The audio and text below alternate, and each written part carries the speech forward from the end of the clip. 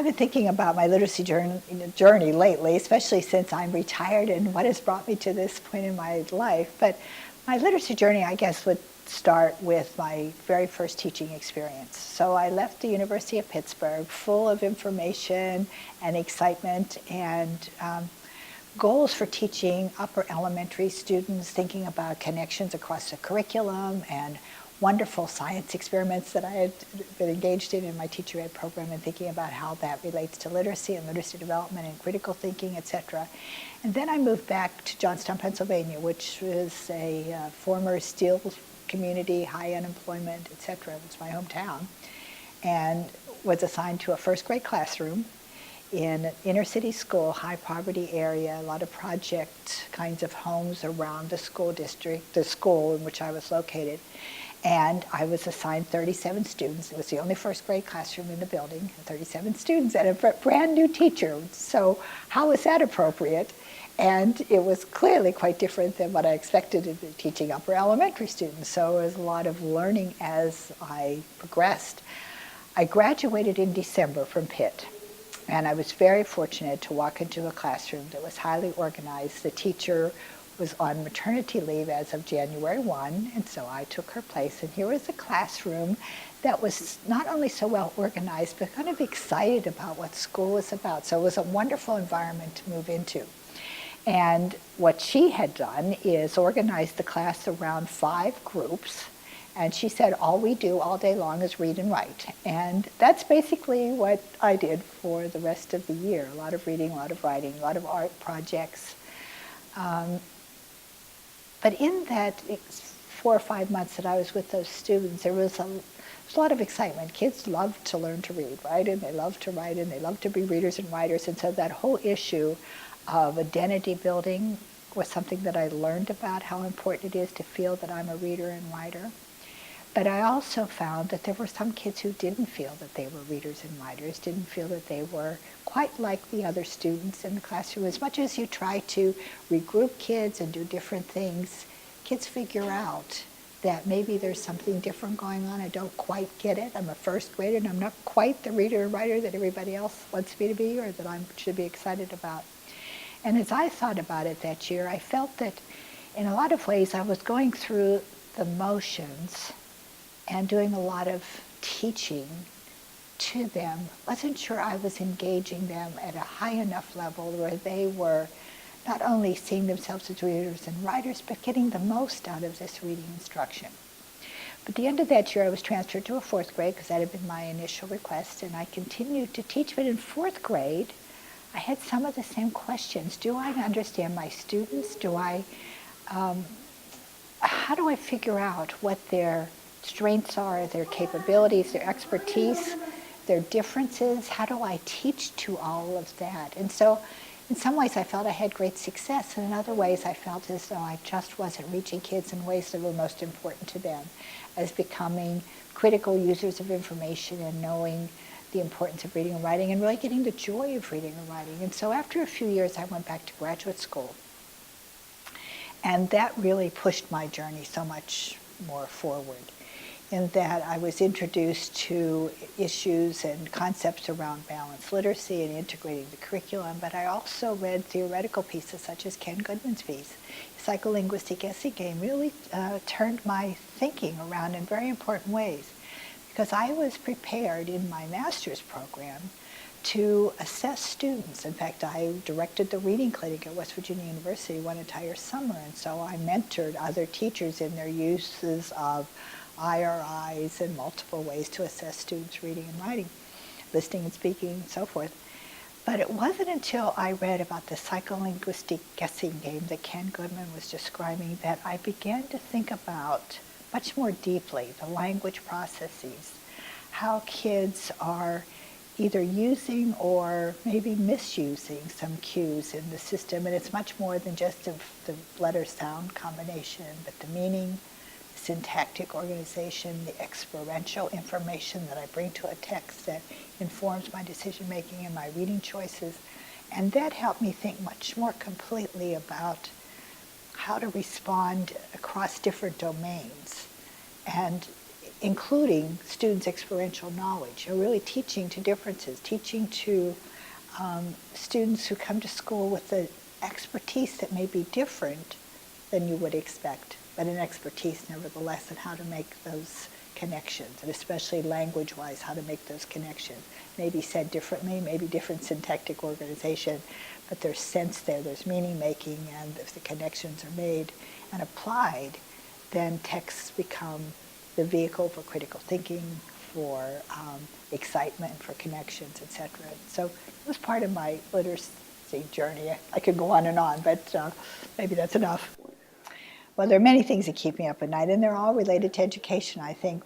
Maybe not all, but many things are related to our current state of affairs in education, and in particular, our goals and vision for literacy instruction. So I'm a retired faculty member. I taught at Vanderbilt University for 37 years in preparing teachers. It's been part of my life, helping them understand that we're not teaching a curriculum, we're not teaching skills, we're really teaching students.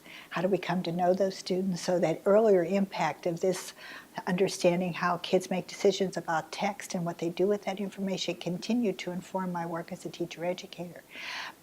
And hopefully impacts the teachers with whom I've worked.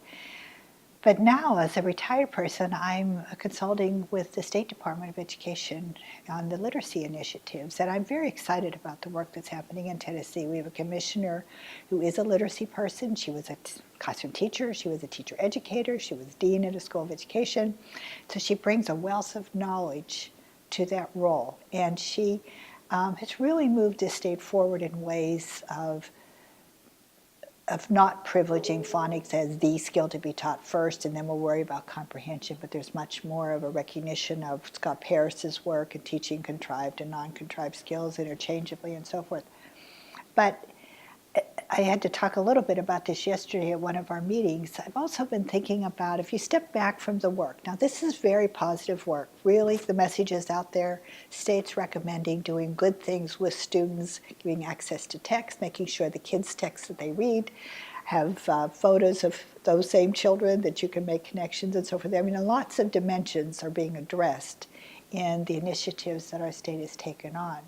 But if you step back from that work, and I think this is what keeps me up at night and applies to reforms nationwide, how are we helping teachers make the strides forward in ways that ensures that they are thinking teachers? You know, I think we have gone through such a period of demeaning teachers and demonizing them and taking away any opportunities to be thoughtful about their work, not treating them as professionals. So here we have this message that we very much are supporting your work of interacting with students in dialogic ways that supports their comprehension and supports their thinking about text.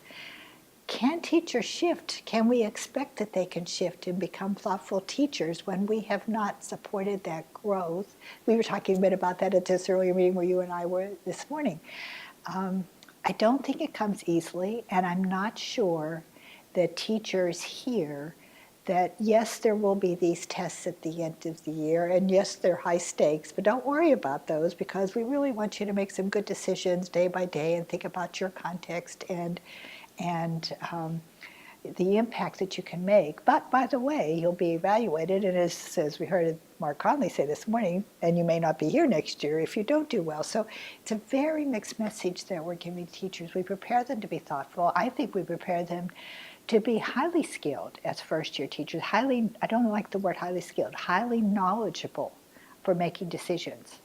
And then the research that we've done on teacher education and the learning of new teachers suggests that first year is a really tough year for them. It's like the deer facing the headlights in a car. There's just so much to take on that often what they've learned isn't demonstrated in the first year, and yet they're often judged very severely and negatively in that first year. We don't give them enough time and often enough support to say, we trust you, we know this is a tough year, we know it'll come together, because some of the research suggests the teacher learning what they learned in their program comes back their second year and third year and begins to guide their instruction. So there's some trust, some expectations, high expectations for succeeding. Don't know that that message is out there for teachers, and so then to expect them to be the thoughtful teacher that we hope they will be doesn't have a platform of support, and that really worries me. And if we don't have thoughtful teachers, how can we ever expect to have thoughtful students? How can we demonstrate that kind of interaction where we're in this together and we're learning from each other and we're sharing our understandings or building knowledge together? It just can't happen. And so it becomes a very mechanistic activity for the teacher and unfortunately for the students. And I've been in so many classrooms where students are just going through the motions and they're doing the work, but it's not really the learning and the thoughtfulness that we would hope for future citizens, for readers and writers who are really critically analyzing information that is out in their environment, that is in their text. So that worries me. How are we going to turn that around? In this state, we're saying, yes, we're going to reduce the tests. Yes, we're going to have more meaningful tests. Yes, we're going to get away from those very narrowly conceived screeners that are being used that aren't helpful for planning instruction. But it's going to take some time to really provide the trust and expectations that teachers can pick up on that information and use it in meaningful ways. And I'm not sure that trust is real evident in a lot of our reforms. The other thing that really worries me, and so I can keep up, I could go back from different topics to keep up each night, but part of this whole issue of reform has taken me back to some work that Geneva Gay wrote about in, I think it was 2000. And she said that these educational reforms are not going to work as long as we approach them as thinking of students as having deficits, so we start with a deficit perspective, and as long as we think of our schools and communities as being cultural neutral. And think about that. I mean, all this testing is setting up a deficit perspective. We use that term repeatedly. What does that mean? How negative is that? And then the cultural neutrality. We are a state here that has wide diversity, not only of cultural backgrounds and linguistic backgrounds, but also SES levels. How are we adjusting instruction? We have one message out there, but are we thinking about that responsiveness to those differences in ways that really support learning? So that's another worry of mine.